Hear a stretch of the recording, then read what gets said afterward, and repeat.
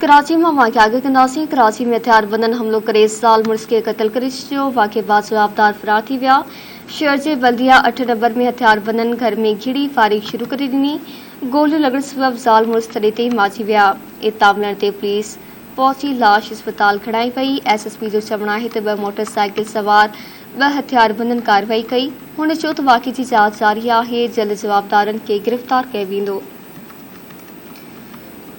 Breaking news समाचार कराची में share कयूं पिया। कराची में हथियारबंदनि हमलो करे साल मुड़िस खे क़त्ल करे छॾियो। वाक़े बाद जवाबदार फरार थी विया। शहर जे बल्दिया 8 नंबर में हथियारबंदनि घर में घिड़ी फायरिंग शुरू करे ॾिनी। गोलियूं लॻण सबब ज़ाल मुड़िस थॾे ते माची विया। इतां मिलण ते पुलिस पहुची लाश अस्पताल खणाई वई।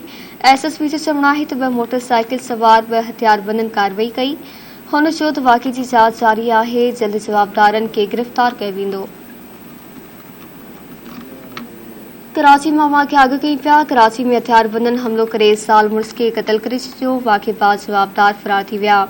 शहर जे बल्दिया 8 नंबर में हथियारबंदनि घर में घिड़ी फायरिंग शुरू करे ॾिनी। गोलियूं लॻण सबब ज़ाल मुड़िस थॾे ते माची विया। जॾहिं ते इत्तला मिलण ते पुलिस पहुची लाश अस्पताल खणाई वई आहे। SSP जो चवणु आहे त 2 मोटरसाइकिल सवार हथियारबंदनि कार्रवाई कई। हुन चयो त वाक़े जी जांच जारी आहे। जल्द जवाबदारनि खे गिरफ़्तार कयो वेंदो।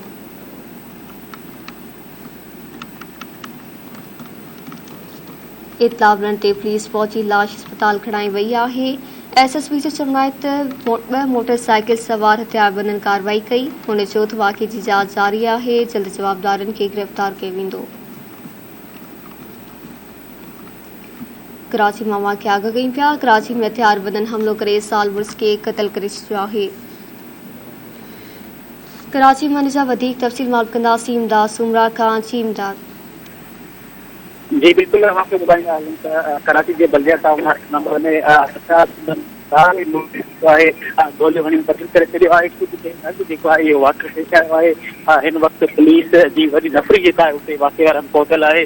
जॾहिं त इहो ॿुधायो थो वञे त हीउ क़त्ल जेको आहे हिकु जेको आहे सो पुराणी दुश्मनी तहत ॿुधायो थो वञे। लेकिन SSP जेको आहे जामाड़ी हुनजो इहो चवणु आहे त हिन क़त्ल जे हवाले सां जेका आहे जांच कई थी वञे।